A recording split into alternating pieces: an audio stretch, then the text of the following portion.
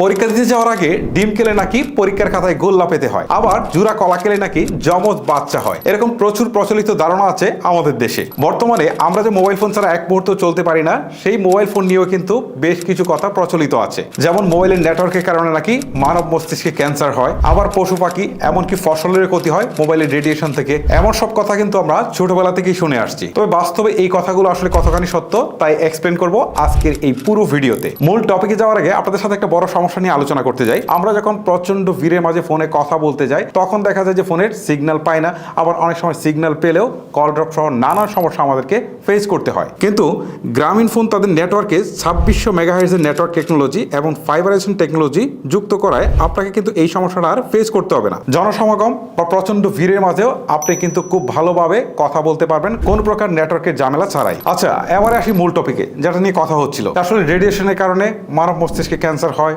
ফসল বা অন্যান্য পশু পাখিরও আসলে ক্ষতি হয়।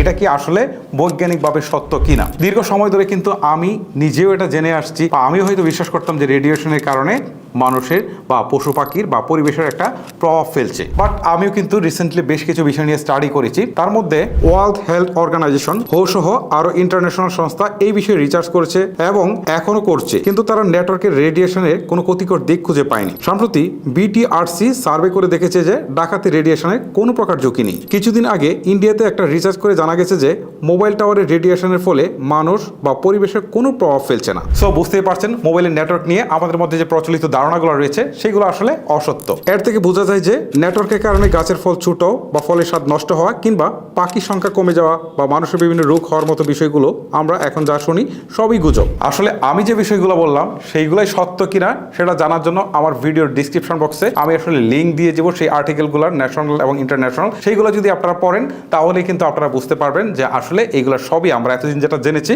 সেটা একটা গুজব ছিল। সো গাইস, এই ছিল মূলত আমার আজকের ভিডিও। বেসিক্যালি এই ভিডিওটা ছিল একটা সচেতনতামূলক ভিডিও। সো এই ভিডিওটা যদি আপনার কাছে ভালো লেগে থাকে তাহলে অবশ্যই ভিডিওতে একটি লাইক করবেন। আর যেহেতু এটা একটা সচেতনতামূলক ভিডিও, সো আপনি চেষ্টা করবেন এই ভিডিওটা আপনি আপনার ফেসবুকের টাইমলাইনে শেয়ার করে অন্যকে দেখার সুযোগ করে দেওয়ার জন্য। আজকের মতো আমি হিমেল এখানে বিদায় নিচ্ছি। সবাই ভালো থাকবেন, সুস্থ থাকবেন। আল্লাহ হাফেজ।